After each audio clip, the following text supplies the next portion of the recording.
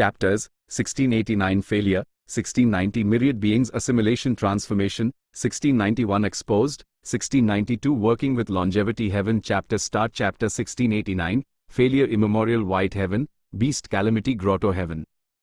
Bull demon, मेरा ये move JHEL। एक सुनहरे बालों वाला बंदर चिल्लाया और हवा और बिजली की ताकत के साथ फैंग युआन की तरफ लपका। बेल के सर वाला डेमन गॉड फैंग युआन अपनी जगह से हिला तक नहीं, शांति से यूएस सुनहरे बंदर को अपनी तरफ आते हुए देखता रहा। जब बंदर उसके ठीक सामने पहुंचा, तभी उसने हल्का सा अपना हाथ उठाया। स्वूश! अगले हाइपाल, उसकी मुट्ठी जो घुटने के लेवल से उठी थी, अचानक उसकी छाती के सामने आ गई। एक सीधा पंच। ये एक मामूली सा मूवमेंट था, लेकिन फैंग युआन की करंट हालत में इसमें एक खौफनाक ताकत थी। इससे पहले कि सुनहरा बंदर रिएक्ट कर पाता, उसने एक ऐसी जबरदस्त ताकत महसूस की जिसने उस पीछे की तरफ उड़ा दिया। बम! हवा में एक छोटा सा आग बनाकर उड़ने के बाद वो सुनहरा बंदर एक पहाड़ से जा टकराया। पत्थर और चट्टानें टूटकर नीचे गिरने लगीं और उस दफना दिया। ये कैसी ताकत है, गोल्डन एप भी इसका मुकाबला नहीं कर पाया। ऐसी ताकत के साथ ऐसी स्पीड मैंने कभी नहीं देखी। ये सच में स्टारसी स्नेल के लेवल का हाई कोई मॉन्स्टर है। दफन हुए गोल्डन एप के अलावा बैटलफील्ड के आसपास कई कॉम्बैट बीस्ट वॉरियर्स लेकिन अभी गोल्डन एप का अंजाम देखकर अन सबकी रूह कांप गई थी। होश में आओ, ये साफ तौर पर एक कॉम्बैट टेक्निक है। अगर ये इसे कई बार इस्तेमाल करेगा तो इसकी स्टेमिना तेजी से खत्म होगी।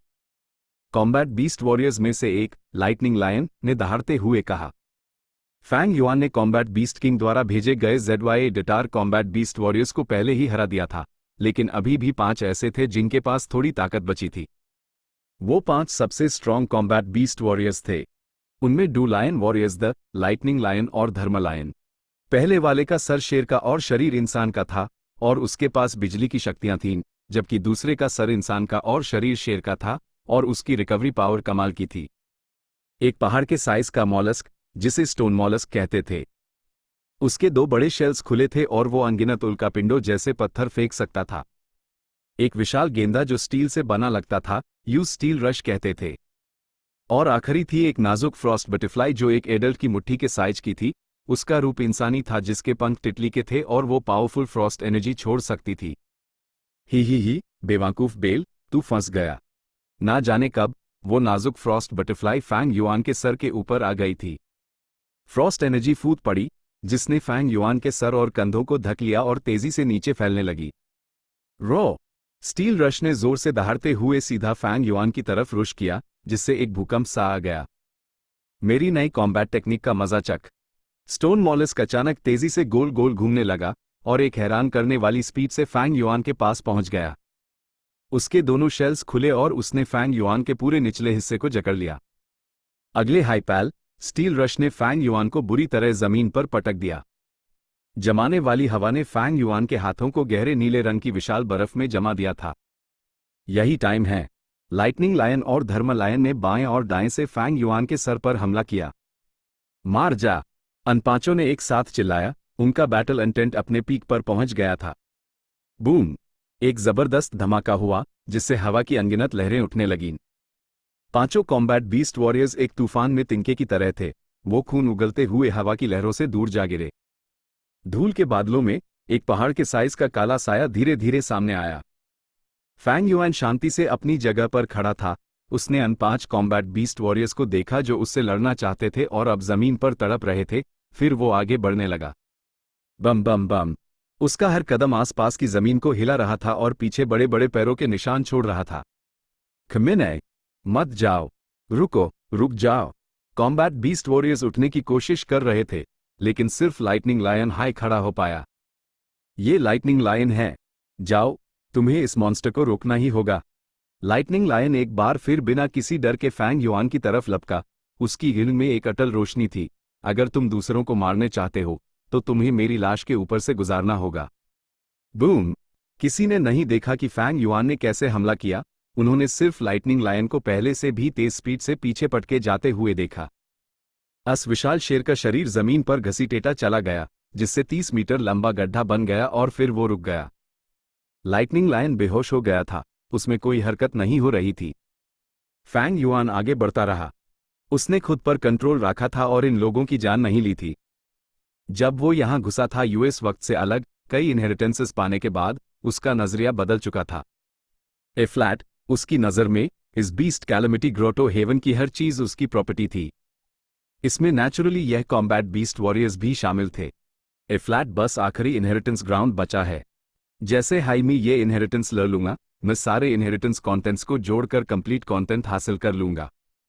जल्द ही Fang yuan star c snail के सामने पहुंच गया। स्टार सी स्नेल एक इमेमोरियल डेसोलेट बीस्ट था, लेकिन फैंग युआन के सामने जो था वो सिर्फ उसकी लाश थी। Beast calamity immortal star c snail से लड़ते वक्त बुरी तरह जख्मी हो गया था और उसे एक ऐसा घाव लगा था जिसका कोई इलाज नहीं था। अपने मरते वक्त उसने ये इनहेरिटेंसेस छोड़े दी और इस स्टार सी स्नेल को आखिरी इनहेरिटेंस ग्राउंड बना दिया था। बेल सर वाले डेमन गॉड ने तुम्हारा ही इंतजार कर रहा था। इस पीढ़ी का combat beast king star c snail के ऊपर खड़ा था और फैंग युआन को देख रहा था। वो बहुत बूढ़ा हो चुका था और फैंग युआन के साइज के सामने एक छोटा सा चींटा लग रहा था। लेकिन इस चींटे की ईंट में आग की लपटें जल रही थीं। अचानक स्टार सी स्नेल के शरीर पर सितारों की रोशनी चमकी और यूएस बूढ़े आदमी के शरीर को ढक लिया। कुछ सेकंड्स बाद सितारों की रोशनी ईंट को चौंधियाने लगी। जब सितारों की रोशनी गायब हुई तो एक भारी भरकम कवच पहने एक विशालकाय इंसान फैंग युआन के सामने खड़ा था, जो फैंग युआन से बस थोड़ा ही छोटा था। ओह, तो यह मेथड सिर्फ जिंदा बीस्ट तक ही सीमित नहीं है, ये एक इमेमोरियल डेसोलेट बीस्ट की लाश पर भी इस्तेमाल किया जा सकता है। फैंग युआन अंदर ही अंदर हैरान था, लेकिन जल्द ही वो समझ गया। यह ट्रांसफॉर्मेशन पाथ मेथड डाउ मार्क्स पर निर्भर था और जिंदा या मुर्दा टारगेट्स में भेदभाव नहीं करता था। भले हाई स्टार सी स्नेल मर चुका था, उसके शेल में अभी भी स्टार पाथ डाउ मार्क्स की एक बड़ी संख्या मौजूद थी जिसे वो बूढ़ा आदमी इस्तेमाल कर सकता था। यह इस ग्रोटो हेवन का सबसे बड़ा ट्रम्प कार्ड होना चाहिए, है ना? बदकिस्मती से अगर ये एक जिंदा स्टार सी स्नेल भी होता तो ये मेरा मुकाबला नहीं कर पाता। उसकी लाश की तो बात ही क्या करे जिसने मरने के बाद इतने सारे डाउ मार्क्स खो दिए हैं। फैंग युआन ने मन ही मन हेस्ट हुए यूएस स्टार आर्मर्ड जायंट की तरफ चार्ज किया। लड़ाई जबरदस्त थी लेकिन नतीजा फैंग युआन की उम्मीद के मुताबिक ही था। जख्मों से भरे बैटलफील्ड में फैंग युआन अभी भी शान से खड़ा था, जबकि स्टार आर्मर्ड जायंट जमीन पर गिरा हुआ मरने की कागार पर था। ए फ्लैट, कोई उम्मीद नहीं है। दूसरे कॉम्बैट बीस्ट वॉरियर्स जो लड़ाई में मदद करने आए थे जमीन पर घुटनों के बाल बैठे उनके चेहरे पीले पड़ गए थे। सितारों की रोशनी चमकी। स्टार आर्मर्ड जायंट एक बार फिर से इस पीढ़ी के कॉम्बैट बीस्ट किंग में बदल गया और साथ हाई स्टार सी स्नेल का शेल भी था जिस पर हर तरफ दरारें थीं। फैंग युआन ने कुछ देर जांच की और स्टार सी स्नेल के अंदर के राज को समझ गया। वो हंसा और अचानक बोला, बीस्ट कैलेमिटी हेवनली स्पिरिट, क्या तुम अब भी बाहर नहीं आओगी? उद्धरण चिन्ह ... उद्धरण चिन्ह। सारे कॉम्बैट बीस्ट वॉरियर्स हक्के बाकी और हिल गए थे। मैंने अभी क्या सुना? वो विशाल मॉन्स्टर बोला, वो सच में इंसानों की भाषा बोल सकता है? क्या मुझे ये सब इसलिए सुनाई दे रहा है क्योंकि मैं बहुत बूढ़ा हो गया हूं और मरने वाला हूं? कॉम्बैट बीस्ट किंग एक सुन चेहरे के साथ बड़बड़ाया। लेकिन अगले हाई पैल एक और भी ज्यादा हैरान करने वाला मंजर सामने आया। बीस्ट कैलेमिटी हेवनली स्पिरिट कई इमॉर्टल गू के साथ फैंग युआन की तरफ उठकर आई। हेवनली स्पिरिट एक युवा चिलिन के रूप में थी। उसने एक साफ और सुरीली आवाज में कहा, बाहरी गू इमॉर्टल, भले ही तुम यहां आए और कई इनहेरिटेंसेस हासिल किए, लेकिन तुमने मेरी पूरी मान्यता नहीं पाई है। तुमने लापरवाही से बेगुनाह लोगों को मारा और तबाही मचाई। तुम शक्तिशाली हो लेकिन तुम सिर्फ मेरे में बॉडी के इमॉर्टल किलर मूव्स हाई पा सकते हो। इमॉर्टल गू और इस ग्रोटो हेवन के इनहेरिटेंस राइट्स के बारे में तो सोचना भी मत। ओ, फैंग युआन ने एक गहरे मतलब वाली हंसी हंसा। युवा चिलिन गंभीर था। मैं जानता हूं तुम क्या सोच रहे हो। अगर तुम जोर जबरदस्ती करोगे तो मैं भी तुमसे जीत नहीं पाऊंगा। लेकिन मैं इन इमॉर्टल गू को सेल्फ डेटोनेट कर सकता हूं और ग्रोटो हेवन को तबाह कर सकता हूं। इससे तुम्हें कुछ भी हासिल नहीं होगा। फैंग युआन चुप हो गया। युवा चिलिन के अटल इरादे को देखकर उस थोड़ी परेशानी महसूस हुई।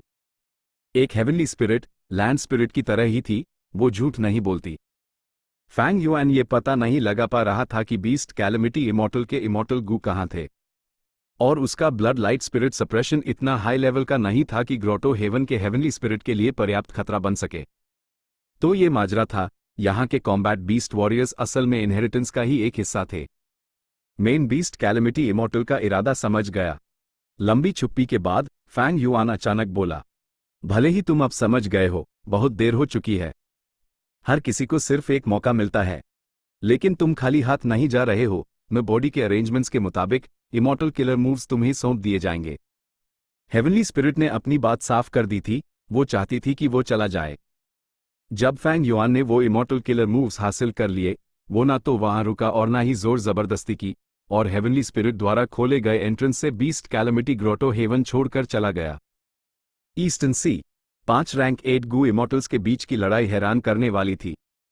समुद्र की बड़ी लहरें और सुनामी उठ रही थीं, आसमान में काले बादल गरज रहे थे, बिजली चमक रही थी और बादलों की गड़गड़ाहट हो रही थी। समुद्र में नीचे तूफान उठ रहे थे, poison path, water path, soul path और हर तरह के खौफनाक मेथड्स ने आसपास के सारे जीव जंतुओं का नाम और निशान मिटा दिया था। अगर तुम्हारे पास कोई और तरकीब बची है तो इस्तेमाल कर लो। ड्यूक लॉन्ग अभी भी रिलैक्स था। फंग जिन हुआंग उसके पास खड़ी थी, वो पूरी तरह सुरक्षित थी, उसका एक बाल भी बांका नहीं हुआ था। लेकिन इस वक्त उसका चेहरा हैरानी से भरा हुआ था। आखिर ये पहली बार था जब वो रैंक 8 गू इमॉर्टल्स की लड़ाई इतने करीब से देख रही थी। इसने सच में उसकी ऊँग खोल दी थी। ग्रैनी रोंग, यांग जीहे और दूसरे सब गंभीर और परेशान थे। असली में मुकाबला करने के बाद उन्होंने ड्यूक लॉन्ग की ताकत का अंदाजा लगा लिया था। भले हाई ड्यूक लॉन्ग अकेला था और यूस्पा फंग जिन हुआंग का बोझ भी था, ईस्टर्न सी के चारों रैंक 8 शुरू से ही यूएस पर हावी नहीं हो पा रहे थे। भले ही चारों इमोर्टल्स ने अपनी पूरी ताकत झोंक दी थी, वो सिचुएशन को बदल नहीं पा रहे थे। ए फ्लैट तो उन्हें हार के आसार भी दिखने लगे थे। इसकी ताकत तो क्वाजी रैंक 9 लेवल की है, एक इमॉर्टल वेनरेबल या डेमन वेनरेबल के अलावा हमारे पास इससे निपटने का कोई रास्ता नहीं है। इतनी जबरदस्त ताकत, जैसा कि हेवनली कोर्ट से उम्मीद थी, जैसा कि ड्यूक लॉन्ग से उम्मीद थी। ग्रानी रोंग, यांग जीहे और बाकियों का हौसला अब पूरी तरह टूट चुका था। डैम इट, हमने इतने टाइम से ड्रैगन पैलेस पाने की प्लानिंग की और अब हेवनली कोर्ट इसे ले जाएगा। साई, चलो चलते हैं। हम ड्यूक लॉन्ग का मुकाबला नहीं कर सकते और हम एक दूसरे पर भी नजर रखे हुए हैं, इसलिए हम पूरी तरह कोऑपरेट नहीं कर सकते। यहां रुकने का कोई मतलब नहीं है। जब कोई चारा नहीं दिखा तो ईस्टर्न सी के चारों रैंक 8 तुरंत निकल गए। ड्यूक लॉन्ग ने उनका पीछा नहीं किया। इस बार उसका मकसद immortal Gu house dragon palace था और उसका मकसद कभी नहीं बदला। ड्रैगन पैलेस ड्रीम रेल्म से करोड़ होकर टूट चुका था। पता नहीं कितने गू अभी भी बचे होंगे, कितने कोर इमॉर्टल गू डैमेज हुए होंगे। ड्यूक लॉन्ग ने मन ही मन आ भरी और ड्रैगन पैलेस को लेने के लिए आगे बढ़ा। अगले हाइपैल, एक हैरान कर देने वाला मंजर हुआ। ड्रैगन पैलेस ने अचानक एक अनोखी चमक छोड़ी और आसमान की तरफ उड़ गया। ड्यूक लॉन्ग अपनी जगह पर खड़ा रह गया। वो वक्त पर ड्रैगन पैलेस को रोक नहीं पाया और बस यूं दूर जाते हुए देखता रहा। उसके होठों के कोनों से खून की एक बूंद निकली और उसकी ऊँग में हैरानी झलक रही थी। ड्रैगन पैलेस तो पूरी तरह से ठीक है, सिर्फ यही नहीं, इसका एक और ड्रीम पाथ इमॉर्टल गू है। हा, ड्यूक लॉन्ग, अब देखते हैं इस बार तुम हमसे कैसे लड़ोगे। ईस्टर्न सी के चारों रैंक 8 वापस आ गए थे। ड्यूक लॉन्ग का चेहरा गंभीर हो गया। सिचुएशन अब मुश्किल हो गई थी। वो घिरा हुआ था और ड्रैगन पैलेस अपना ऑरा हर तरफ फैलाते हुए दूर उड़ गया था। यह ईस्टर्न सी में जरूर हंगामा खड़ा करेगा। Chapter 1690, Myriad Beings Assimilation Transformation, Immortal Killer Move, Myriad Beings Assimilation Transformation। Fang Yuan ने बड़बड़ाया। वो इमेमोरियल व्हाइट हेवन में एक शुभ बादल पर बैठा हवा में सफर कर रहा था, जो विशाल और सीमाहीन था। बीस्ट कैलेमिटी ग्रोटो हेवन से निकलने के बाद वो इस ट्रिप से माइल फायदों को एक्टिवली अब्सॉर्ब कर रहा था। बीस्ट कैलेमिटी इमॉर्टल का unique method immortal killer move, myriad beings assimilation transformation था। इस मूव को इस्तेमाल करने के बाद ये बड़ी संख्या में ट्रांसफॉर्मेशन पाथ डाउ मार्क्स जोड़ सकता था और टारगेट के दूसरे डाउ मार्क्स को भी ट्रांसफॉर्मेशन पाथ डाउ मार्क्स में बदल सकता था। इस मूव में बहुत ज्यादा इमॉर्टल एसेंस खर्च होता था और भरपूर इमोशंस की भी जरूरत थी। यह इमोशंस पॉजिटिव और नेक होने चाहिए थे। इस पॉइंट से फैंग युआन को आखिरकार अनकॉम्बैट बीस्ट वॉरियर्स के नेचर का कारण समझ आया जो बीस्ट कैलेमिटी ग्रोटो हेवन में थे। फैंग युआन के पास इमॉर्टल एसेंस की कमी नहीं थी। इस दौरान भले ही उसने अपने इमॉर्टल गू के रैंक बढ़ाने में बहुत खर्च किया था, उसकी कमाई भी उतनी ही ज्यादा थी। खासकर गू रिफाइनमेंट के आखिरी स्टेज में फैंग युआन की प्रोग्रेस बहुत बड़ी थी और उसका खर्च लगातार कम होता जा रहा था। करंटली फैंग युआन के पास रैंक 8 इमॉर्टल एसेंस की टोटल मात्र बहुत ज्यादा थी और वो रैंक 8 लेवल की 2 लड़ाइयों को सपोर्ट कर सकता था। फैंग युआन के पास भरपूर इमोशंस भी थे। वो विजडम पाथ मेथड से आसानी से पॉजिटिव इमोशंस पैदा कर सकता था। आखिरकार उसका विजडम पाथ अटेनमेंट बहुत हाई था। जो चीज फैंग युआन के पास नहीं थी वो दी इमोर्टल गू। इस मूव को बनाने वाले 4 इमोर्टल गू जिनमें से कोर एक रैंक 8 इमोर्टल गू था। अडेप्टेशन। ये कहने की जरूरत नहीं थी कि ये एक ट्रांसफॉर्मेशन पाथ इमोर्टल गू था और ये बीस्ट कैलेमिटी इमोर्टल का वाइटल गू भी था। बाकी 3 इमोर्टल गू सब रैंक 7 के थे। भले हाई हेवनली स्पिरिट मुझे ये इमोर्टल गू ना दा, मैं उन्हें छीन सकता हूं। मैंने ग्रेट थीफ गोस्ट हैंड को पहले हाई इंप्रूव कर लिया है और अब ये बहुत ज्यादा रिलायबल है। अभी मुझे बस हेवन फॉर्म की जरूरत है ताकि वो लगातार स्काउटिंग करके यूएस जगह को ढूंढ सके जहां ये इमोर्टल गू छुपे हैं, फिर मैं अपने थेफ्ट पाथ मेथड का इस्तेमाल करके उन्हें हासिल कर सकता हूं। लेकिन पूरे बीस्ट कैलेमिटी ग्रोटो हेवन को हासिल करना थोड़ा मुश्किल है। जहां तक फैंग युआन का सवाल था, बीस्ट कैलेमिटी ग्रोटो हेवन की खुद में ही एक बहुत बड़ी वैल्यू थी। लेकिन हेवनली स्पिरिट ग्रोटो हेवन को तबाह कर सकती थी, इसलिए अगर उसने जल्दबाजी में जोर जबरदस्ती की तो उसका नुकसान उसके फायदे से कहीं ज्यादा होगा। इस मिरियड बीइंग्स असिमिलेशन ट्रांसफॉर्मेशन पर मेरी डिडक्शन के हिसाब से बीस्ट कैलेमिटी ग्रोटो हेवन के गू इमोर्टल्स के पास भी एक ट्रम्प कार्ड हो सकता है। डेसोलेट बीस्ट्स और एंशिएंट डेसोलेट बीस्ट्स को मिरियड बीइंग्स असिमिलेशन ट्रांसफॉर्मेशन के लिए इस्तेमाल किया जा सकता था, तो स्टार सी स्नेल का शेल भी इस्तेमाल हो सकता था। अनगू इमोर्टल्स ने मिरियड बीइंग्स असिमिलेशन ट्रांसफॉर्मेशन को मास्टर नहीं किया था। इसका कारण यह था कि बीस्ट कैलेमिटी इमोर्टल ने इस मूव को पूरे बीस्ट कैलेमिटी ग्रोटो हेवन पर इस्तेमाल किया था।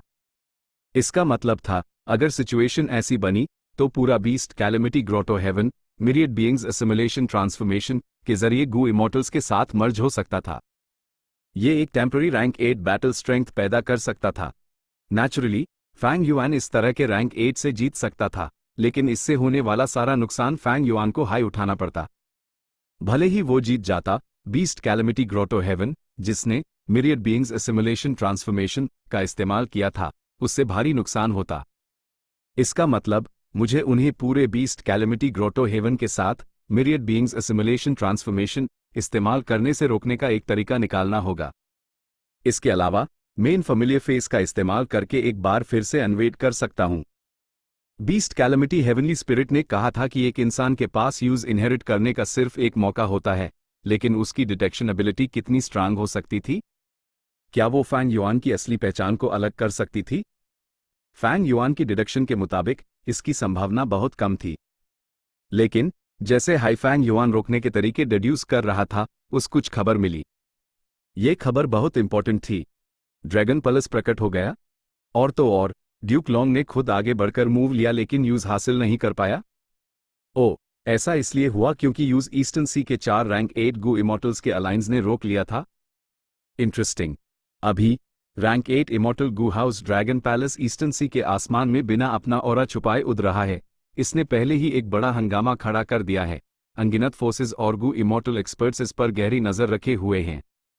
फैंग युआन की ईद में तेज चमक आ गई। वो ड्रैगन पल्स के अस्तित्व के बारे में जानता था। शैडो सेक्ट के ट्रू इनहेरिटेंस में इससे जुड़े सुराग थे, लेकिन ये सुराग सिर्फ ऊपरी सुराग थे और उतने सिग्निफिकेंट नहीं थे। सबसे वैल्यूएबल कंटेंट जो रिकॉर्ड किया गया था वो था ड्रैगन पल्स में एक शर्त थी कि इसका वारिस एक ड्रैगनमैन ही होना चाहिए। भले हाईफैंग युआन एक रैंक 8 इमोर्टल गू हाउस का मालिक बनना चाहता था, उसका भी अच्छा मौका या वक्त नहीं मिला। भले ही उसके पास बाइनिंग बिंग थी, ड्रैगन पल्स को ढूंढना मुश्किल होता और इसमें बहुत सारा वक्त और एनर्जी लगती। पिछली सिचुएशन के हिसाब से भले हाई रैंक 8 इमोर्टल गू हाउस स्ट्रॉन्ग था, अगर फैंग युआन यूज ढूंढने का रिस्क लेता और आखिर में यूज हासिल नहीं कर पाता, तो हेवनली कोर्ट जल्द हाई उसका पीछा करके उस शिकार बना लेती।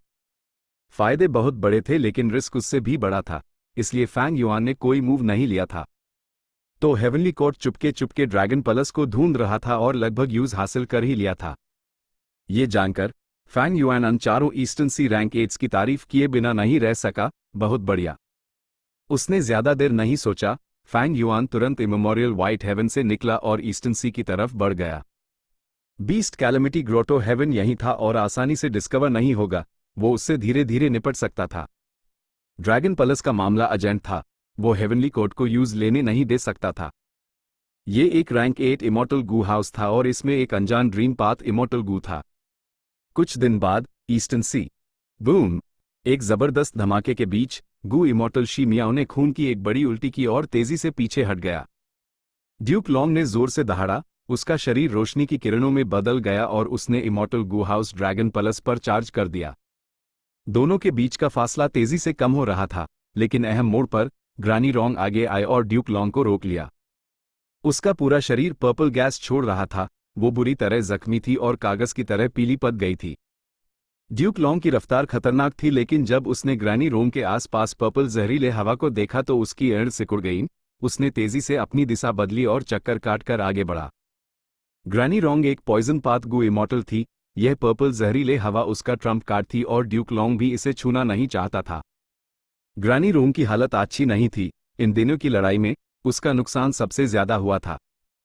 उसका एक कोर इमॉर्टल गु तबाह हो गया था, उसकी स्पीड बहुत गिर गई थी और वो एक बेहद पैसिव स्टेट में धकेल दी गई थी। वो अब तक अपने इरादे और बाकी 3 गु इमॉर्टल्स की मदद से टिकी हुई थी। ड्यूक लॉन्ग का ग्रानी रोंग के आसपास से चक्कर काटना बहुत समझदारी थी। ग्रानी रोंग बस एक कड़वे एक्सप्रेशन के साथ ड्यूक लॉन्ग को देखती रही, लेकिन उसका पीछा नहीं कर पाई। चारों रैंक 8 में से दूसरे 2 अभी भी कई लीडो थे। Boom! Duke long dragon plus के ऊपर उड़ा और इस रैंक 8 इमॉर्टल गु हाउस पर जोर से वार किया। बम! इमॉर्टल गु हाउस समुद्र में गिर गया, जिससे तुरंत एक विशाल लहर उठी। ड्रैगन पैलेस ने अपने आप काम किया, वो फिर से आसमान में नहीं उड़ा, बल्कि समुद्र की गहराइयों में जाने लगा। ड्यूक लॉन्ग पीछा करने ही वाला था कि अचानक उसका शरीर रुका और उसने अपने बाएं तरफ के एरिया में वार किया। वहां उसके बाएं तरफ कोई नहीं दिख रहा था, लेकिन उसका खतरनाक हमला अचानक रोक दिया गया। यूज़ एक गु इमॉर्टल ने ब्लॉक कर दिया था। असगु इमॉर्टल ने अपना रूप जाहिर किया और ड्यूक लॉन्ग पर मुस्कुराया। जैसा कि सीनियर ड्यूक लॉन्ग से उम्मीद थी, आपने मेरे भेस को पहचान लिया। ड्यूक लॉन्ग ने गुस्से से कहा, सोंग ची युआन, तुम सोंग क्लैन के फर्स्ट सुप्रीम एल्डर हो, एक रैंक 8 गु इमॉर्टल, लेकिन तुमने छिपकर वार किया। वो गु इमॉर्टल सोंग ची युआन था। लगता है ईस्टर्न सी का राइचस पाथ आखिरकार एक्शन में आ गया है। और कौन है, अभी बाहर आओ। ड्यूक लॉन्ग ने नीचे समुद्र की तरफ देखा, ड्रैगन पलस धीरे धीरे उसकी नजरों से ओझल हो रहा था। उसने पीछा नहीं किया, बल्कि हवा में मंडराते हुए एक खौफनाक बैटल इंटेंट छोड़ने लगा। अगले हाइपैल 2 और गु इमॉर्टल्स ने खुद को जाहिर किया। एक नीले रोब में एक आधे उम्र का आदमी था, वो किंग यू क्लैन का first supreme Elder king yuan था। दूसरी एक युवा लड़की लग रही थी जिसकी एड़ चमकदार थीं, उसके शरीर के चारों तरफ नाजुक इंद्रधनुषी बादल लिपटे हुए थे। वो हुआ क्लैन की फर्स्ट सुप्रीम एल्डर हुआ काइयो थी। लॉर्ड ड्यूक लॉन्ग, हुआ काइयो बोलने ही वाली थी। बहुत हुई बकवास। ड्यूक लॉन्ग चिल्लाया और हमला करने की पहल की। Boom boom boom! कई इमॉर्टल किलर मूव्स का आदान प्रदान हुआ। अचानक तीनों राइचस पाथ रैंक 8 दब गए और पीछे हटने पर मजबूर हो गए। ड्यूक लॉन्ग बहुत ज्यादा पावरफुल है, वो अकेले हाई ईस्टर्न सी के 3 रैंक 8 को आसानी से दबा सकता है। फैंग युआन अंदर से हैरान था, उसने एक समुद्री सांप का रूप ले लिया था और इस वक्त समुद्र में तैर रहा था। राइचस पाथ के रैंक 8 अक्सर अकेले रैंक 8 कल्टिवेटर से ज्यादा स्ट्रांग होते थे। ऐसा इसलिए था क्योंकि उनके पास बेहतर इमॉर्टल किलर मूव्स और भरपूर कल्टिवेशन रिसोर्सेज होते थे। इन 3 राइचस पाथ रैंक 8 का अलायंस ग्रानी रोंग, यांग जीहे, जैन यिन और शी मियाओ के 4 लोगों के अलायंस से बिल्कुल जीत सकता था। लेकिन वो अभी भी ड्यूक लॉन्ग का मुकाबला नहीं कर पा रहे थे। ड्यूक लॉन्ग बहुत ही खतरनाक था, वो अब तक सिर्फ ट्रांसफॉर्मेशन पाथ मेथड्स का इस्तेमाल कर रहा था और उसने अपने सबसे माहिर की पाथ किलर मूव्स का इस्तेमाल नहीं किया था। इससे कोई भी देख सकता था कि पर्पल माउंटेन ट्रू मोनार्क कितना शक्तिशाली था। उसने सच में ड्यूक लॉन्ग को अपने सिग्नेचर की पाथ किलर मूव्स इस्तेमाल करने पर मजबूर कर दिया था। ऐसा नहीं था कि पर्पल माउंटेन ट्रू मोनार्क कमजोर था, बल्कि ड्यूक लॉन्ग हद से ज्यादा स्ट्रांग था। फैंग युआन ने 2 ड्रैगन पलस को देखा और धीरे धीरे बैटलफील्ड से चला गया। जब से सोंग ची युआन, किंग युआन और दूसरे प्रकट हुए, इसका मतलब था कि ईस्टर्न सी के राइचस पाथ ने पहले ही चर्चा करके फैसले ले लिए थे। 5 रीजन्स में से ईस्टर्न सी रिसोर्सेज में सबसे अमीर था और इसलिए वहां रैंक 8 गु इमॉर्टल्स की संख्या सबसे ज्यादा थी। अभी तक सिर्फ 3 राइचस पाथ रैंक 8 हाई सामने आए हैं, जरूर और भी आने वाले होंगे। फैंग युआन ने वक्त का इंतजार करने का फैसला किया और जैसा उसने सोचा था बिल्कुल वैसा ही हुआ। 2 और राइचस पाथ रैंक 8 सामने आए और उन्होंने ड्रैगन पलस को रोक लिया। जैन यिन, ग्रानी रोंग और दूसरे जल्दी से आए और अनडू राइचस पाथ रैंक 8 से लड़ने लगे। समुद्र के नीचे एक बड़ी लड़ाई छिड़ गई। फैंग युआन जल्दी से समुद्र के तला में कीचड़ में छुप गया, हमला करने के लिए सही मौके का इंतजार करने लगा। Chapter 1691 exposed swoosh. एक तेज सोनिक बूम के साथ ड्रैगन पलस एक सुनहरे रोशनी में बदल गया और बेहद तेज स्पीड से आसमान की तरफ बढ़ने लगा। कहाँ जा रहे हो? मारो। मुझे रोकना चाहते हो? चांस हाई नहीं है। कई गो इमोर्टल्स पीछा करते हुए लड़ रहे थे, हर कोई अपनी जबरदस्त शक्ति का प्रदर्शन कर रहा था। ड्रैगन पलस के रास्ते में हर तरफ घमासान लड़ाइयां हो रही थीं। जहां भी वो जाता, टीले टूट जाते और समुद्र दो हिस्सों में बंट जाता, आसमान का रंग बदल जाता और अनगिनत जीवों पर आफत आ जाती। रैंक 6 और रैंक 7 गो इमोर्टल्स सब डर के मारे भाग रहे थे। सिर्फ रैंक 8 गो इमोर्टल्स के पास हाई इस लड़ाई में हिस्सा लेने की योग्यता थी। ड्यूक लॉन्ग, जैंग येन, ग्रैनी रोंग, सोंग ची युआन और दूसरे रैंक 8 की लड़ाइयां रैंक 7 गो इमोर्टल्स को बीच में आने की इजाजत नहीं देती थीं, जब तक कि वो फंग जिउगे और फैंग युआन जैसे ना हों। लेकिन अब फैंग युआन और फंग जिउगे दोनों हाई रैंक 8 में एडवांस हो चुके थे। ईस्टर्न सी के ZYA डटार रैंक 8 गो इमोर्टल्स पहले से ही लड़ाई में शामिल हैं, लेकिन कुछ अभी भी हैं जिन्होंने खुद को जाहिर नहीं किया है। फैंग युआन सब्र के साथ दूर से देख रहा था, एक परफेक्ट मौके का इंतजार कर रहा था। जब से वो ईस्टर्न सी आया था, 10 दिन से ज्यादा बीत चुके थे। इन दिनों में रैंक 8 गो इमोर्टल्स के बीच की लड़ाई एक शानदार शो थी जिसमें कोई भी पीछे हटने को तैयार नहीं था। कभी कभी नए रैंक 8 शामिल हो जाते थे जबकि कुछ वक्ती तौर पर पीछे हट जाते थे। वो कभी गठबंधन करते थे तो कभी एक दूसरे के खिलाफ काम करते थे। जब तक कोई ड्रैगन पलस के पास पहुंचता, यूज बाकी सबके जॉइंट अटैक का सामना करना पड़ता। फैंग युआन को हमला करने का कोई मौका नहीं मिल रहा था, लेकिन वो बेहद सब्र वाला था और जरा भी चिंतित नहीं था।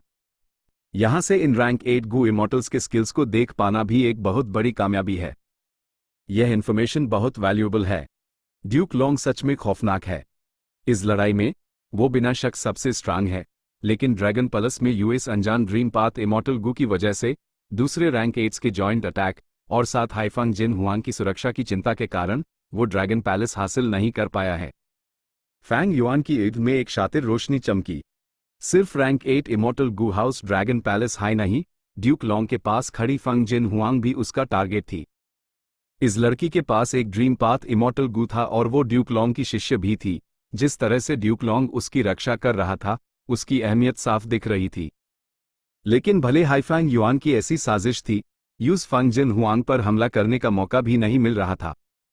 एक मौका जरूर आएगा। ईस्टर्न सी का राइचिस पाथ साफ तौर पर आपस में डिस्कस कर चुका है। कोई पीछे हटता है तो कोई आगे आता है, बारी बारी से अपनी बैटल स्ट्रेंथ मेंटेन कर रहे हैं और सिचुएशन पर अपना कंट्रोल भी बनाए हुए हैं। यह सेंट्रल कॉन्टिनेंट और हेवनली कोर्ट के रीइंफोर्समेंट से सतर्क रहने के लिए है। ड्यूक लॉन्ग अकेले लड़ रहा है, लेकिन वो अभी भी सबसे स्ट्रांग है। अगर हेवनली कोर्ट से रीइंफोर्समेंट्स आते हैं तो यह स्टेलमेट जरूर टूट जाएगा। भले हाई हेवनली कोर्ट रीइंफोर्समेंट्स ना भेजे, ग्रैनी रोंग, जांग यिन और दूसरों की 4 लोगों की टीम ज्यादा देर तक नहीं टिक पाएगी। इन तीनों पक्षों में से राइचिस पाथ सबसे स्टेबल है, बाकी 2 पक्षों के पास इस बैलेंस को पलटने की संभावना है। लेकिन एक बार बैलेंस टूटा तो एक केओटिक लड़ाई जरूर होगी, और यही केओस मुझे हमला करने का मौका देगा। फैंग युआन सिचुएशन के बारे में एकदम क्लियर था, लेकिन ठीक उसी वक्त सामने अचानक एक धमाका हुआ। सोंग ची युआन को चोट लगी और वो हल्का जख्मी हो गया। उसने खून की एक उल्टी की। जैंग येन ने अपना सर घुमाया और हंसा। मैंने तुम पर पहले हाई फेटल डार्क लाइटनिंग से वार कर दिया है, अगर मरने से डर नहीं लगता तो मेरा पीछा करो। सोंग ची युआन के डिफेंसेस पूरी तरह से मजबूत थे, लेकिन इस मूव से टकराने के बाद वो जख्मी हो गया। उसके डिफेंसिव मेथड्स तुरंत फट गए। फेटल डार्क लाइटनिंग को हल्के में नहीं लिया जा सकता था। इसके बाद पीछा करने वालों का पूरा ग्रुप तुरंत 2 हिस्सों में बंट गया, एक ग्रुप आगे और एक ग्रुप पीछे। फेटल डार्क लाइटनिंग जैंग येन का ट्रम्प कार्ड है। इसे एक्टिवेट करने में बहुत खर्च आता है। यह फॉर्मलेस, कलरलेस है और इसे महसूस नहीं किया जा सकता। इसे समुद्र या हवा में लगाया जा सकता है, एक बार छू लेने पर यह फट जाएगा। हमें क्या करना चाहिए? बाकी 3 रैंक 8 गु इमोर्टल्स भी राइचिस पाथ के थे। हमें पीछा करना होगा, अकेले हुआ काइयो के लिए खतरनाक होगा। हमारे पास चक्कर लगाने का वक्त नहीं है, हम सिर्फ बीस्ट ग्रुप्स को कंट्रोल करके इस लाइटनिंग फॉर्मेशन से गुजारना होगा।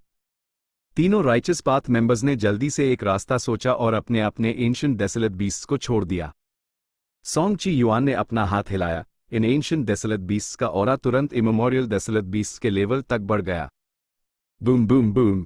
नकली immemorial desolate beasts fatal dark lightning traps को ट्रिगर कर सकते थे। यह एंशिएंट डेसोलेट बीस्ट्स लगातार मरते रहे ताकि अनटीन राइचस पाथ रैंक 8 के लिए एक रास्ता बन सके। तीनों रैंक 8 तेजी से यूएस रास्ते से आगे बढ़े। ये थोड़ा ट्रबलसम है, एक चांस लेते हैं। फैंग युआन बेचैन था और वो भी लाइटनिंग फॉर्मेशन को पार करना चाहता था। बूम। यूज तुरंत फेटल डार्क लाइटनिंग ने मार गिराया, लेकिन उसने रिवर्स फ्लो प्रोटेक्शन सील इस्तेमाल करने की हिम्मत नहीं की और सिर्फ जबरदस्ती डैमेज झेल सका। यह डार्क लाइटनिंग सच में ट्रबलसम है, चक्कर लगाना ही बेहतर है। फैंग युआन ने खून की एक उल्टी की, अपना इरादा बदल दिया। बूम। यूज फिर से चोट लगी। बकवास, यह फेटल डार्क लाइटनिंग इतनी दूर तक फैल गई है, इसकी रंगें बहुत ज्यादा है। फैंग युआन ने दांत पीसे और अपना खून निगल गया। Boom boom boom. Fang Yuan लगातार फेटल डार्क लाइटनिंग ट्रैप्स को ट्रिगर करता रहा, उसके लगपात मेथड्स का कोई फायदा होता नहीं दिख रहा था। लगभग 8 मिनट बाद फैंग युआन जबरदस्ती दर्द सहते हुए रैंक 8 गू इमॉर्टल्स की लड़ाई तक पहुंच गया। आओ और मेरे किलर मूव का सामना करो, रेड पेस्टिलेंस इंसिग्निया। ग्रानी रोंग चिल्लाई और अपनी पूरी ताकत से एक लाल निशान छोड़ दिया। हुआ काइयो ने गुस्से से अपने हाथ आगे किए, एक बादल का गोला छोड़ते हुए। ये बादल एकदम काला था और एक उल्टे बर्तन जैसा लग रहा था, इसका आकार अजीब था। ये तेजी से आगे बढ़ा और यूएस लाल निशान को अब्जॉर्ब कर लिया। ग्रानी रोंग का चेहरा तुरंत बदल गया, उसने रेड पेस्टिलेंस इंसिग्निया पर से अपना कंट्रोल खो दिया था। बादल आगे बढ़ता रहा और उसने रेड पेस्टिलेंस इंसिग्निया को दूर फेंक दिया। हुआ काइयो ने गर्व से कहा, तुम्हारा रेड पेस्टिलेंस इंसिग्निया मेरे पॉट टॉसिंग क्लाउड के सामने बेकार है। ये सिर्फ मेरे द्वारा दूर फेंक दिया जाएगा, मैं कभी इसकी चपेट में नहीं आऊंगी। ये क्या मुसीबत है? फैंग युआन ने मन हाय मन गाली दी। अजीब इत्तेफाक से रेड पेस्टिलेंस इंसिग्निया उसकी तरफ फेंक दिया गया था। डोज। फैंग युआन एक समुद्री सांप के भेस में था और अचानक अपनी स्पीड नहीं बढ़ा सकता था, इसलिए वो बच पाया। रेड पेस्टिलेंस इंसिग्निया दूर जाकर फट गया, आसपास के समुद्र क्षेत्र में आफत आ गई, जीवित प्राणियों का अंत हो गया और अनगिनत समुद्री जीव तेज जहर से कीमा बन गए। फैंग युआन भी इस मूव की चपेट में आ गया, उसने रैंक 8 किलर मूव को झेला और एक समुद्री सांप की लाश बन गया, अपना भेस जारी रखते हुए।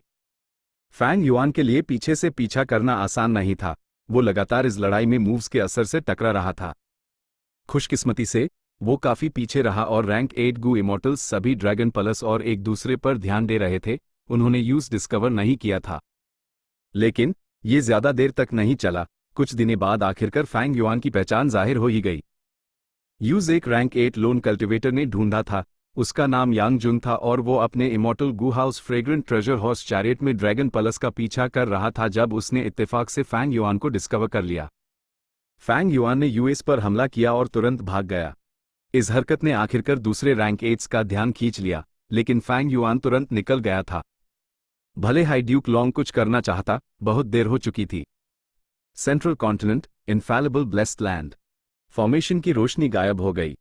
कुछ देर जांचने के बाद फेरी जी वे ने संतुष्टि से सर हिलाया और सोचा, यहां इस फॉर्मेशन के होते हुए इनफैलिबल ब्लेस्ड लैंड को कौन तबाह कर सकता है? भले हाई फैंग युआन यहां आ जाए, वो भी फंस जाएगा। फेरी जी वे को इस फॉर्मेशन पर पूरा भरोसा था। आसमान से अचानक एक तेज रोशनी नीचे आई और उसके सामने आकर अपने असली रूप में आ गई। लेडी जी वे को प्रणाम। ये फंग जियो गे था। उसके पास अब रैंक 8 कल्टिवेशन थी और उसके लहजे में फेरी जी वे के बराबर होने का एहसास था। फेरी जी वे ने मुस्कुराया, फंग जियोगे, मैंने तुम्हें एक काम के लिए बुलाया है। ड्रैगन पलस प्रकट हो गया है, लॉर्ड ड्यूक लॉन्ग उसका पीछा कर रहे हैं लेकिन ईस्टर्न सी के रैंक 8 ने उन्हें रोक रखा है। ईस्टर्न सी जाओ, लॉर्ड ड्यूक लॉन्ग की मदद करो, अपनी बेटी फंग जिन हुआंग की रक्षा करो और मेरे हेवनली कोर्ट को ड्रैगन पैलेस लेने में मदद करो। फंग जियोगे कुछ पाल के लिए चुप रहा लेकिन आखिर में उसने माना कर दिया, हुआंग की रक्षा लॉर्ड ड्यूक लॉन्ग कर रहे हैं, वो किसी खतरे में नहीं होगी। लेकिन जब मैं रैंक 8 में एडवांस हुआ, मुझे एक प्रेरणा मिली और मैं एक नया गीत बनाना चाहता हूं। मैं अभी रिवर ऑफ टाइम में जाना चाहता हूं ताकि युगों युगों के दुनिया के अलग अलग मामलों को देख सकूं, मैं अनगिनत जीवों के जीवन की यात्रा का अनुभव करना चाहता हूं। फेरी जी वे एक पल के लिए हैरान रह गई, ठीक है फिर, ली हुआंग की जगह रिवर ऑफ टाइम की रक्षा करो। Chapter 1692, working with longevity heaven eastern sea, देर रात। आसमान तारों से भरा था, शांत समुद्र अचानक से उग्र हो गया और तेज लहरें उठने लगीं। Immortal Gu house dragon palace समुद्र से बाहर निकला, तेजी से आसमान की तरफ उड़ने लगा। आसमान में एक रैंक 8 गू इमॉर्टल इंतजार कर रहा था। वो किंग यू क्लैन का first supreme Elder king yuan था। पफ, उसने धीरे से कहा और अपने हाथ तेजी से हिलाए। तुरंत एक पहाड़ का भूतिया प्रतिबिंब आसमान से उतरा। पहाड़ की श्रृंखलाएं दूर दूर तक फैल गईं, पूरे immortal Gu house dragon palace को घेरते हुए। Immortal killer move, myriad mountain ranges. Dragon palace की गाती रुक गई। वो भूतिया पहाड़ से ऐसे टकराया जैसे सच में एक ठोस पहाड़ से टकरा गया हो। HMPH, एक ठंडी आवाज आई और एक रैंक 8 गू इमॉर्टल ड्रैगन पैलेस से बाहर निकला। वो rank 8 loan immortal she Miao था। शी मियाओ ने एक मुंह भर एसिड पानी थूका। ये एसिड पानी कुछ खास नहीं लग रहा था, लेकिन हवा के साथ बढ़ता गया। कुछ 10 फीट के बाद एक विशाल लहर में बदल गया। लहर भूतिया पहाड़ से टकराई और उसका एक अद्भुत असर हुआ। पहाड़ सूरज के सामने बर्फ की तरह पिघलने लगा। एसिड लहर ने ड्रैगन पैलेस के लिए एक रास्ता खोल दिया और वो घेरे से लगभग निकल ही गया था, लेकिन ठीक उसी वक्त सोंग ची युआन आ पहुंचा। उसका ऑरा फट पड़ा और शानदार रोशनी के स्तंभ हर दिशा में चमके, लहरों को घुला दिया और ड्रैगन पैलेस को भी हिला दिया। जब वो शी मियाओ पर पड़ा तो यूज ऐसा लगा जैसे यूएस पर बिजली गिरी हो। इसके बाद सोंग ची युआन रुका नहीं। उसने अपना सर उठाया और अपनी उंगली से इशारा किया। एक तेज रोशनी बिजली की तरह निकली, पलक झपकते ही गायब हो गई। डॉ फैंग युआन, जो स्टार आइज इमॉर्टल गू का इस्तेमाल करके बैटलफील्ड को देख रहा था, उसने महसूस किया कि उसकी दृष्टि अंधेरी हो गई है। वो कुछ नहीं देख पा रहा था। फैंग युआन का चेहरा गंभीर हो गया। वो जानता था कि जिस सितारे को उसने स्टार आइज इमॉर्टल गू का इस्तेमाल करके रिफाइन किया था, यूज सोंग ची युआन ने तबाह कर दिया था। रैंक 7 स्टार आइज इमॉर्टल गू भले हाई यूनिक हो, लेकिन एक रैंक 8 गू इमॉर्टल के सामने ये बहुत कमजोर है। ना सिर्फ इसे खोजा जा सकता है, बल्कि इसे रोका भी जा सकता है। सोंग ची युआन का इमॉर्टल किलर मूव और भी गहरा है। वो सितारे की रोशनी के साथ साथ चलकर उसके मूल सितारे तक पहुंच गया और उस तबाह कर दिया। भले ही सितारा तबाह हो गया, स्टार आइज इमॉर्टल गू को कोई नुकसान नहीं पहुंचा। थोड़ी और तैयारी के बाद इसे फिर से इस्तेमाल किया जा सकता है। भले हाई यह ईस्टर्न सी गू इमॉर्टल्स ड्यूक लॉन्ग को नहीं हरा सकते थे, वो अभी भी शानदार मेथड्स के साथ रैंक 8 उन्हीं कम नहीं आंका जा सकता था। पहले जांग यिन की फेटल डार्क लाइटनिंग, हुआ काइये का पॉट टॉसिंग क्लाउड, यांग जुन का फेमिलियर फेस भेस में फैंग युआन को खोजना, और सोंग ची युआन का हमला जिसने स्टार आइज के सितारे को तबाह कर दिया, उन्होंने इस बात को साबित कर दिया था। लेकिन इसके बावजूद फैंग युआन हार नहीं मानना चाहता था। ड्रैगन पैलेस बहुत इंपॉर्टेंट है, ये मेरी उम्मीद से कहीं ज्यादा इंपॉर्टेंट है। ये एक रैंक 8 इमॉर्टल गू हाउस है जिसमें ड्रीम पाथ इमॉर्टल गू है। इन दिनों इस लड़ाई में इसने बहुत शक्तिशाली ऑफेंसिव और डिफेंसिव मेथड्स दिखाए हैं। अगर मैं इसे हासिल कर सका तो मुझे पीक रैंक 8 बैटल स्ट्रेंथ मिल जाएगी। फैंग युआन का मेन बॉडी पीछा करता रहा जबकि heaven form killer move immemorial white heaven में रहा। बीस्ट कैलेमिटी ग्रोटो हेवन से निपट रहा था और एडेप्टेशन इमॉर्टल गू की छिपी हुई जगह को ढूंढ रहा था। Heaven form killer move rank 9 का था और बेहद मोबाइल था। इमेमोरियल व्हाइट हेवन के अंदर भी कुछ हाई अस्तित्व जो यूज धमका सकते थे। धरती की नसों में हलचल के कारण पांचों रीजन्स के गू इमॉर्टल्स में अफरा तफरी मची हुई थी। खासकर ईस्टर्न सी में ड्रैगन पैलेस के प्रकट होने से रैंक 8 के बीच एक लड़ाई छिड़ गई थी जो सच में शानदार थी। इसी दिन नॉर्दर्न प्लेन्स का लॉन्जेविटी हेवन भी जोर से कांपने लगा। BZZZ BZZZ BZZZ नारंगी पीली रोशनी लगातार चमक रही थी, लॉन्जेविटी हेवन के आसमान को घेरते हुए। आगे एक और बेहद कमजोर स्थिति से शुरू हुआ और तेजी से बढ़ने लगा। जल्दी पूरी दुनिया को भर दिया और सबके अंदर डर पैदा कर दिया। ऐसे बदलाव ने पहले HI5 elements grand master, bull demon और फ्लावर लेडी का ध्यान खींच लिया था। 5 elements grand master northern plains का एक अकेला कल्टिवेटर था, लेकिन लॉन्जेविटी हेवन द्वारा फंसने के बाद उसने संघर्ष के बाद निराशा महसूस की और लॉन्जेविटी हेवन ज्वाइन करने का फैसला किया। वो लॉन्जेविटी हेवन में स्थायी रूप से नहीं रहता था। बुल डेमन और फ्लावर लेडी एक जोड़ी थे जो एक साथ नॉर्थ डिजोलेशन इमॉर्टल का रोल निभाते थे। बुल डेमन एक तगड़ा, घनी दाढ़ी वाला आदमी था जिसकी आवाज गरज जैसी थी। वो बेहद लंबा और मजबूत था, उसका ऑरा शक्तिशाली था। फ्लावर लेडी एक छोटी लड़की थी जिसके सर पर एक फूल था। वो इस तगड़े आदमी के कंधे पर बैठी थी, खिलखिलाते हुए उसकी क्रिस्टल जैसी अंग मासूमियत से चमक रही थी। क्या हुआ? 5 एलिमेंट्स ग्रैंड मास्टर बहुत असमंजस में था। बुल डेमन और फ्लावर लेडी ने एक दूसरे को देखा, आखिरी वाली खिलखिलाई। वेस्ट डिजलेशन इमॉर्टल बिंग साई चुवान जाग गए हैं। लॉन्जेविटी हेवन हेवनली कोर्ट से थोड़ा अलग था। इसमें 4 डिजलेशन इमॉर्टल्स और 8 एक्सट्रेमिटीज दी, कुल मिलाकर 12 पद, जिनमें से 4 डिजलेशन इमॉर्टल्स सिर्फ रैंक 8 गू इमॉर्टल्स के लिए थे, जबकि 8 एक्सट्रेमिटीज के लिए कम से कम रैंक 7 कल्टिवेशन लेवल की जरूरत थी और उन्हें रैंक 7 में से एलीट्स होना जरूरी था। Bing Sai Chuan 5 elements grand master की भुएं उठ गईं। उस लगा कि ये नाम जाना पहचाना है, लेकिन वो सिर्फ नाम से ज्यादा जानकारी नहीं निकाल पा रहा था। इसी पाल एक जोर की दहाड़ हुई, आसमान में रोशनी की लहरें चमकी, इंद्रधनुष नदियों की तरह फैल गए और आसमान को चीर गए। एक शख्स उस नदी से नीचे उतरा। उसका शरीर लंबा और चेहरा नाजुक था, फिर भी उसकी आंखें बेहद तेज और बर्फीली थीं, एक ठंडी नजर डालते हुए। उसके दाएं कान से लेकर होठों के बाएं कोने तक एक बदसूरत घाव का निशान था। वो सफेद रोशनी से चमक रहा था, जबकि हजारों साल पुरानी गहरी बर्फ की ठंडक छोड़ रहा था। इस चेहरे को देखकर 5 एलिमेंट्स ग्रैंड मास्टर की आंख से तेज रोशनी निकली और वो गहराई से चौंक गया। मुझे याद आया, ये वही बिंग साई चुवान है जो जायंट सन इमॉर्टल वेनरेबल के जनरेशन में पैदा हुआ था। वो एक रैंक 8 लेजेंड था, एक टाइम पाथ का महान एक्सपर्ट। जायंट सन इमॉर्टल वेनरेबल ने 3 बार कोशिश की थी, तब जाकर उस काबू किया था। वो मारा नहीं, वो असल में लॉन्जेविटी हेवन का वेस्ट डिजलेशन इमॉर्टल है। वेस्ट डिजलेशन इमॉर्टल जायंट सन इमॉर्टल वेनरेबल के हाई जनरेशन में पैदा हुआ था। भले ही वो हार गया, ये कोई शर्म की बात नहीं थी। आखिरकार, चाहे वो इमॉर्टल वेनरेबल हो या डेमन वेनरेबल, वो दुनिया में अजैद जिनका कोई सानी नहीं था। जायंट सन इमॉर्टल वेनरेबल को इस वेस्ट डिजलेशन इमॉर्टल को काबू करने के लिए 3 कोशिशें करनी पड़ी थीं। इससे पता चलता है कि उसके पास कितनी जबरदस्त ताकत थी। प्रणाम, सीनियर वेस्ट डिजलेशन। बुल डेमन और फ्लावर लेडी जल्दी से यूज प्रणाम करने गए, जबकि 5 एलिमेंट्स ग्रैंड मास्टर एक आदर के भाव के साथ उनके पीछे चला। वेस्ट डिजलेशन इमॉर्टल बिंग साई चुवान की सीनियरिटी बहुत ही ज्यादा थी। बिंग साई चुवान तीनों के पास गया। उसने आसपास देखने के बाद सर हिलाया। मैं जाग गया हूं, लेकिन मेरे पास ज्यादा लाइफ स्पैन नहीं है, वक्त सीमित है। मुझे अभी की दुनिया की जानकारी दो, मुझे इसके बारे में जानना है। लॉन्जेविटी हेवन के पास बहुत ही व्यापक जानकारी थी। उनके पास 88 ट्रू यांग बिल्डिंग के धराशायी होने, ईस्टर्न सी में ड्रैगन पलस के फिर से प्रकट होने और सेंट्रल कॉन्टिनेंट के हेवनली कोर्ट के रिफाइनमेंट पाथ कन्वेंशन की विस्तार से जानकारी थी। 88 ट्रू यांग बिल्डिंग सच में धराशायी हो गई। बिंग साई चुवान ने गहरी सांस ली। ये फैंग युआन था, वो शैतान स्प्रिंग ऑटम सकाडा का इस्तेमाल करके पुनर्जन्म लिया था। वो अब रैंक 8 हो चुका है। 5 एलिमेंट्स ग्रैंड मास्टर ने अपने दांत पीसे। बिंग साई चुवान जोर से हंसा और बोला, बहुत बढ़िया फैंग युआन, वो सच में एक शैतान है। उसने 88 ट्रू यांग बिल्डिंग को तबाह करके बहुत बढ़िया काम किया है। 5 एलिमेंट्स ग्रैंड मास्टर हैरान रह गया। क्या?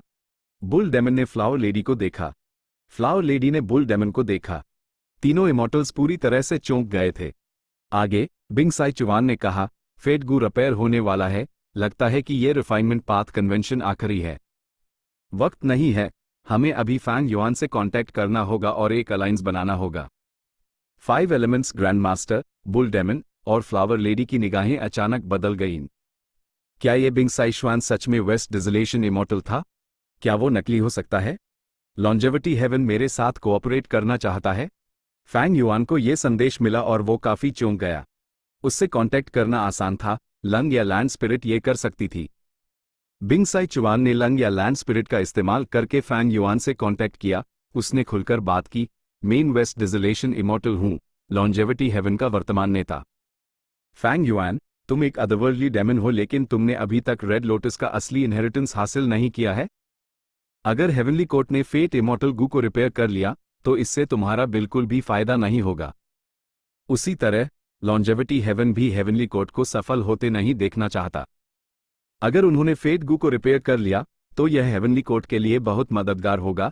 ये मेरे पूर्वज जायंट सुन के लकपात के भी खिलाफ जाएगा। चलो हम अपने पिछले झगड़े भूल जाते हैं और साथ मिलकर इस मजबूत दुश्मन का सामना करते हैं। फैंग युआन कुछ देर के लिए शांत रहा और फिर पूछा, आप हैं? Bing Sai चुवान। जल्द ही फैंग युआन को पता चल गया कि दूसरा शख्स कौन था। वो असली ही होना चाहिए। फैंग युआन ने लॉन्जेविटी हेवन की नींव पर आह भरी। उन्होंने बिंग साई चुवान जैसे रैंक 8 लेजेंड को भी छुपा रखा था, वो अभी प्रकट हुआ था। और लॉन्जेविटी हेवन में 4 डिजिलेशन इमॉर्टल्स में से ईस्ट डिजिलेशन इमॉर्टल का दर्जा सबसे ऊंचा था, महान बिंग साइचुआन सिर्फ दूसरे स्थान पर था। आखिर ईस्ट डिजिलेशन इमॉर्टल था कौन? लॉन्जेविटी हेवन के रवैये में बदलाव ने फैंग युआन को गहराई से हैरान कर दिया था। लेकिन इसके बारे में सोचा जाए तो खौफनाक हेवनली कोड के खिलाफ फैंग युआन का उनके साथ काम करना संभव था। आखिरकार वो अब एक रैंक 8 गु इमॉर्टल था, शैडो सेक्ट का नेता जिसके पास ड्रीम पाथ रिसर्च के गहरे परिणाम उसका नाम दुनिया को हिला देता था। कुछ समय पहले हेवनली कोर्ट ने नॉर्दर्न प्लेन्स में भी घुसपैठ की थी और लंग या ब्लेस्ड लैंड पर हमला किया था। दोनों पक्षों में बेहद तनाव था। कहते हैं दुश्मन का दुश्मन दोस्त होता है। अगर वो कोऑपरेट कर सकते थे तो Fang Yuan naturally longevity heaven के साथ काम करना चाहता था। आखिरकार हेवनली कोर्ट हाई असली दुश्मन था, लेकिन वो एक दूसरे पर भरोसा कैसे कर सकते थे? फैंग युआन का विश्वास जीतने के लिए लॉन्जेविटी हेवन ने अपना खजाना खोल दिया और फैंग युआन के साथ इमॉर्टल मटेरियल्स का व्यापार किया। वो इमॉर्टल गु तक एक्सचेंज कर सकते थे। इस कदम से वो बहुत समर्पित लग रहे थे। जब हम कोऑपरेट कर ही रहे हैं लॉर्ड बिंग साइचुआन, तो क्यों ना हम मिलकर ड्रैगन प्लस के लिए लड़ें? फैंग युआन के मन में एक ख्याल आया और उसने पहल की। बढ़िया आइडिया है। बिंग साइचुआन पूरी तरह से सहमत था। कोई भी दिमाग वाला इंसान बता सकता था कि ड्रैगन प्लस की बेहद कीमत थी। Chapter and.